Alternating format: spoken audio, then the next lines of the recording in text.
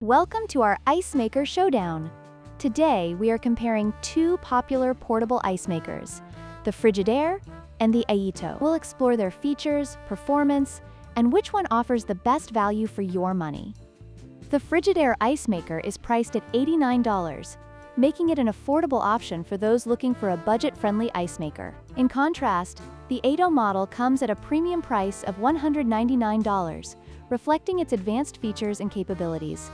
While the Frigidaire offers a great entry point, the Aeitto aims to justify its higher price with additional functionalities.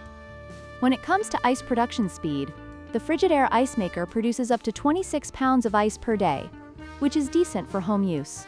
However, the Aeitto model stands out by releasing 9 ice cubes in just 6 minutes, making it significantly faster. This rapid production rate is ideal for parties or gatherings where ice is needed quickly. The Frigidaire Ice Maker offers basic functionality, suitable for casual users. On the other hand, the Aeitto Ice Maker boasts advanced features such as self-cleaning capabilities, 2 sizes of bullet ice, and an included ice scoop and basket. These additional features enhance the user experience, making the Aeitto a more versatile choice for those who frequently entertain.